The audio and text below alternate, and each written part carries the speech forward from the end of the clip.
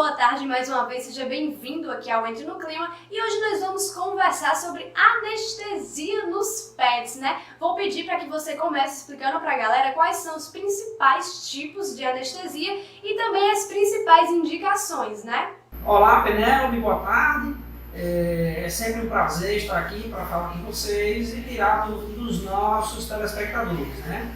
E hoje, como eu sabia que a gente ia falar sobre anestesia, eu estou aqui com o Dr. Oscar, que é anestesista aqui do Hospital Quatro Patas, né? Eu também tenho pós-graduação em anestesiologia. A gente tirou aqui os nossos EPIs para falar um pouquinho aqui com vocês. Estamos aqui no laboratório do Hospital Veterinário Quatro Patas para conversar com vocês. Foi o jeito que a gente conseguiu para vir para um lugar um pouco mais tranquilo, né? E veja só, Penélope, com relação aos tipos de anestesia, hoje existem vários tipos de anestesia difundidos pela medicina veterinária. A gente tem desde anestesias mais simples, anestesias locais, onde apenas aquela região é anestesiada.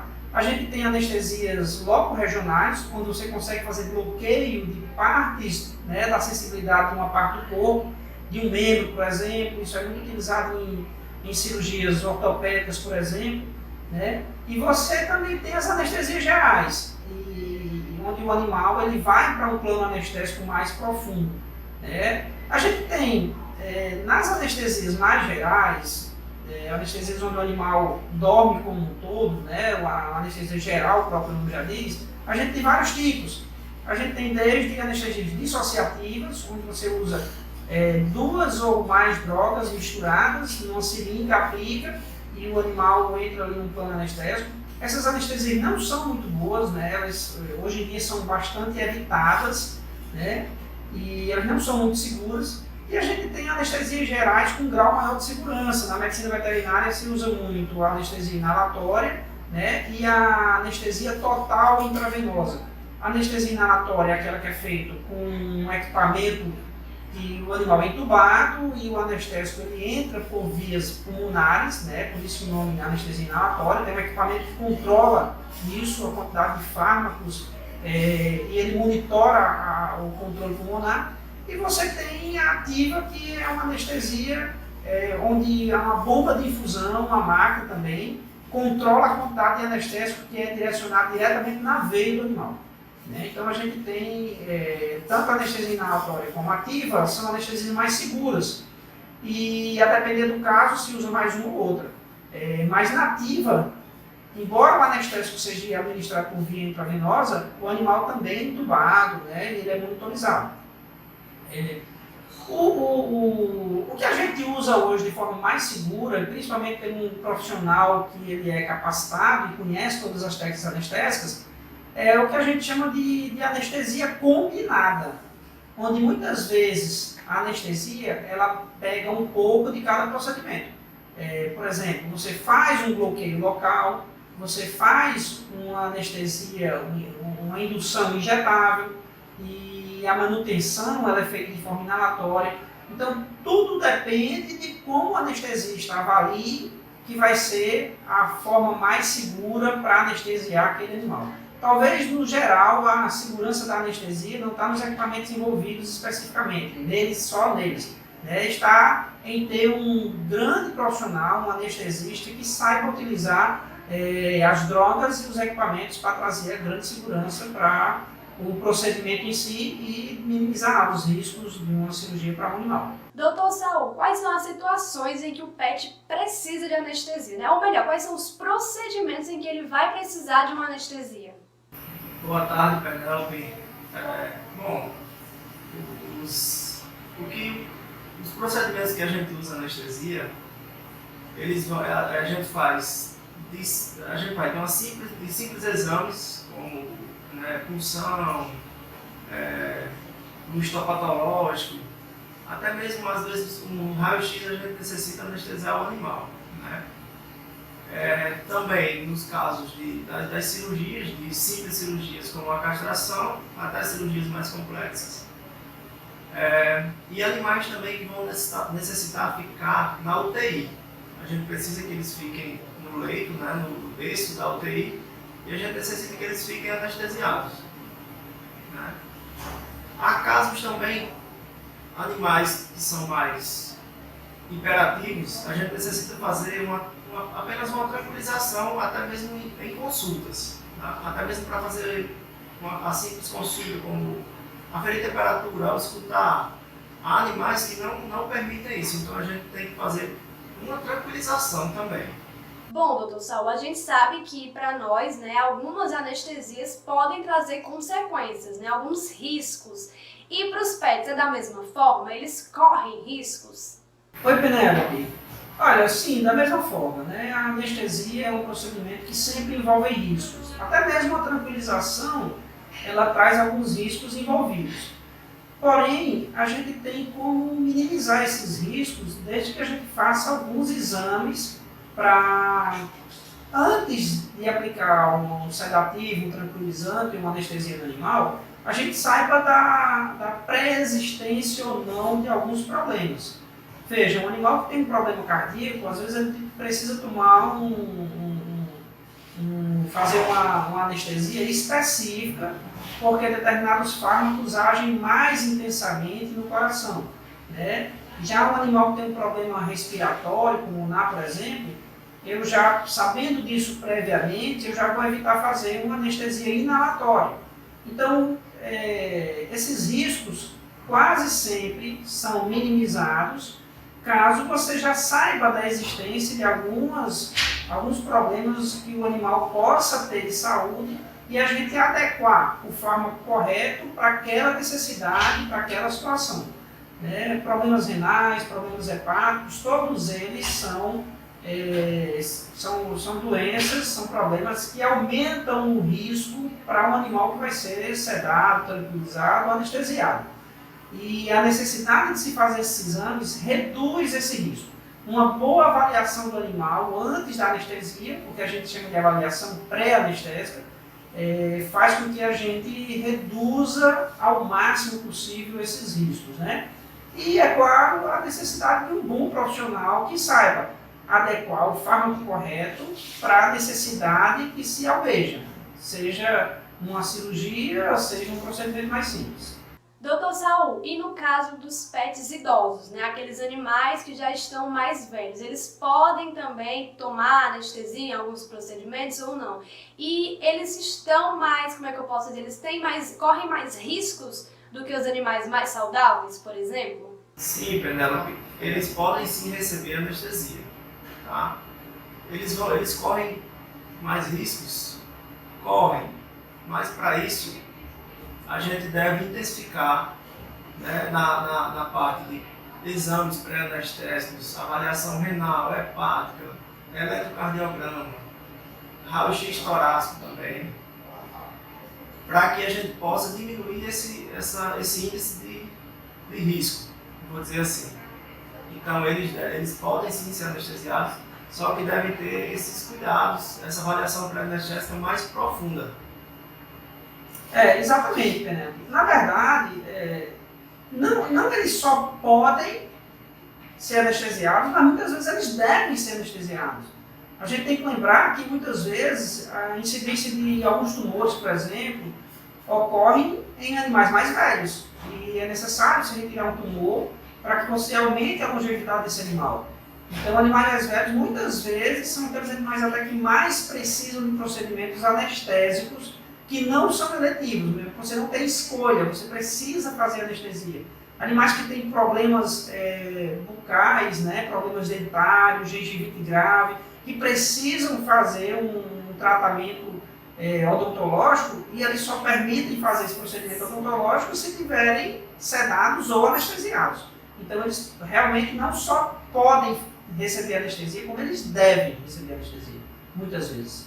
E outra, para assegurar tudo isso, o animal vai estar totalmente monitorado e isso a gente aumenta mais ainda, a gente diminui o risco, né, de intercorrências, né, de problemas na anestesia, porque o animal vai estar totalmente ligado em monitores, né, que a gente vai estar aferindo sempre a pressão, os batimentos, a frequência cardíaca, né, capnografia, oximetria. Então tudo isso a gente consegue diminuir esse índice, né, esse risco. anestésico que o animal idoso vou dizer que seja mais propício. Mas a gente fazendo anestesia segura, né, com o uso fazendo toda a monitoração, então a gente diminui bastante esses riscos, tá? Doutor Saul, a gente sabe que um procedimento com anestesia, para ele ter assim, um sucesso total, o profissional tem que ser bastante qualificado, né? Então é importante também ter cuidado na escolha do profissional que vai dar anestesia no seu pet, né? Sim, é verdade, Penélope. Veja bem, da mesma forma em que a gente precisa de equipamentos que trazem segurança ao procedimento anestésico, a gente precisa também de profissionais que saibam o que estão fazendo. Além de saber a droga correta para cada caso, para cada situação, ele também tem que saber utilizar os equipamentos, a trazer o maior proveito daqueles equipamentos. E aí eu estou falando, como o doutor Oscar falou, né, desde monitores que ficam em tempo real, no transoperatório, fazendo toda a monitorização do animal, frequência cardíaca, pressão, avaliação, analisando os gases que são inalados e expelidos pelo animal, né? Além de outros equipamentos que fazem o controle da pressão pulmonar e bombas de infusão que ficam injetando drogas que mantêm muitas vezes a pressão do animal estável, que mantêm muitas vezes o ritmo cardíaco, né? Animais que estão com quadros cardíacos mais complexos, que precisam de drogas sendo infundidas em tempo real, né, para manutenção do débito cardíaco. Então, tudo isso, o profissional tem que estar capacitado, porque você está literalmente com a vida do animal na sua mão. Não só os equipamentos não fazem tudo sozinho. O profissional ele tem que saber tanto a parte farmacológica, como a fisiologia do animal, como também utilizar os equipamentos de forma a eles trazerem mais, né, você trazer mais, extrair o máximo do que aquele equipamento pode fornecer, para, somado tudo isso, você ter uma anestesia de segurança, né, com o máximo de segurança possível e, claro, com o mínimo de risco para o paciente. Uma anestesia ela tem que ser feita de forma completa, né? Então, veja só, a gente tem uma fase pré-anestésica, onde é feita toda essa avaliação e exames antes do animal ir para a anestesia, né? E muitas vezes, a depender da condição do animal, ele acaba não indo fazer anestesia. A gente teve, por exemplo, ontem, situações em que um animal, por exemplo, que veio para fazer uma castração, ele acabou não fazendo, porque no hemograma apareceu alterações que não deixavam seguro a anestesia. Como era um procedimento eletivo, a gente optou por não fazer. Um animal com uma anemia muito grande, um animal com plaquetas muito baixas, um animal com dificuldade de coagulação, ele vai ter problema de hemorragia na cirurgia, vai ter um risco maior. E para fazer uma simples castração, então não vale a pena correr esse risco.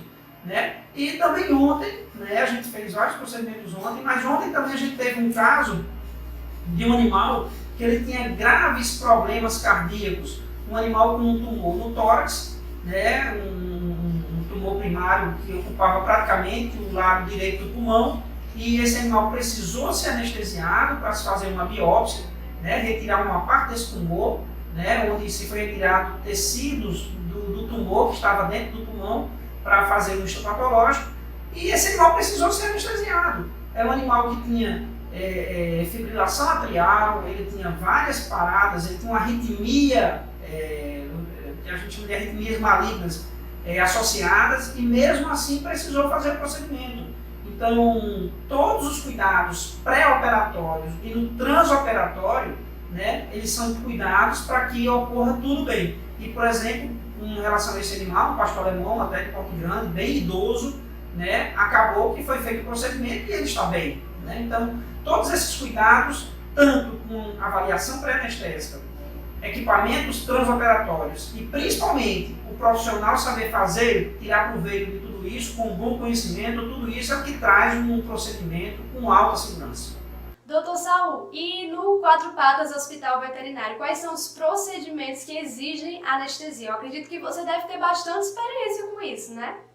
Olha, Penélope, Como o doutor Oscar falou anteriormente, né, aqui na Quatro Patas, os procedimentos que a gente faz mais comumente que precisam de anestesia são... E aí eu vou falar de anestesia e sedação, né, tranquilizações. São animais que numa consulta, por exemplo, são menos... colaboram menos, então é preciso fazer uma tranquilização, às vezes uma sedação, para a gente poder fazer uma avaliação mais adequada daquele animal, né? São animais que chegam para fazer exames que esses exames não são permissivos, né? São exames mais invasivos, como o doutor Oscar falou, uma citologia, uma biópsia, um histopatológico. Às vezes um raio-x, onde o animal precisa estar mais tranquilo, ele precisa estar mais imóvel, ele precisa ficar em posicionamentos que normalmente ele não permite, né? Às vezes, exatamente por estar sentindo dor numa articulação, você precisa esticar aquela perna, então o animal normalmente não vai permitir, então você já faz uma sedação, uma tranquilização, às vezes até uma anestesia mesmo, né? Procedimentos cirúrgicos gerais, antigamente se tinha uma ideia de fazer procedimentos cirúrgicos simples, apenas com um animal sendo contido fisicamente, né, e fazia. Eu me lembro quando eu era mais jovem, eu não era veterinário ainda, mas me lembro que o pessoal castrava gato meio que com um animal quase acordado. Né, alguém segurava lá o gato à força, né, às vezes tinha muitos problemas. Na medicina veterinária de grandes animais, por exemplo, isso ainda existe muito. Faz uma anestesiazinha local, que é uma anestesia barata, né, e deixa lá o animal meio que sentindo grande parte das dores. Hoje isso já mudou muito, então procedimentos cirúrgicos, desde os mais simples, são feitos com o animal em anestesia geral, né? E principalmente procedimentos mais complexos, né? E também aqui a gente, na UTI, a gente precisa muito anestesiar os animais, né? A gente precisa muito anestesiar. Os animais na UTI, eles precisam estar sob o controle do veterinário. A gente precisa estar controlando várias daquelas funções que normalmente ele não está conseguindo o próprio organismo manter aquilo. Então a gente tranquiliza o animal, seda o animal, anestesia o animal, para manter o controle da respiração através de um ventilador. Hoje está se falando muito, né, de ventiladores pulmonares, aqui na Quatro Patas a gente também tem, na nossa UTI, para manter uma pressão adequada dos pulmões, manter uma respiração, porque os animais não pegam Covid-19, mas eles têm problema cardíaco, edema pulmonar, asma e vários outros problemas que provocam insuficiências respiratórias. E para a gente manter o equipamento controlando tudo isso, o animal muitas vezes precisa estar anestesiado, né? Doutor Saulo, só para a gente encerrar o nosso bate-papo de hoje, eu queria que você reforçasse o endereço do Quatro Patas Hospital Veterinário. Afinal, ele continua funcionando, né, 24 horas, mesmo com a pandemia, mas está funcionando com todos os cuidados para preservar a saúde da equipe e também do restante da população, né? Quatro Patas continua 24 horas, viu, pessoal? Porque afinal ele oferece, né, um serviço que é essencial. Então, doutor Saulo, reforça aí o endereço. É isso aí, Penélope. A gente fica aqui na rua Felipe Camarão, número 848, no bairro 12 Anos, né, funcionando 24 horas, um serviço essencial e que não pode parar, né? Assim, doutor Saulo. E lembrando que estamos aqui para atender a toda a população do Mossoró, tomando os devidos cuidados, né, contra a Covid-19, uso de EPIs, máscaras, álcool em gel, né, para não deixar o seu animalzinho na mão. É isso aí, Penélope. Foi um prazer conversar com vocês e até a próxima quarta-feira com o quadro SOS Quatro Patas.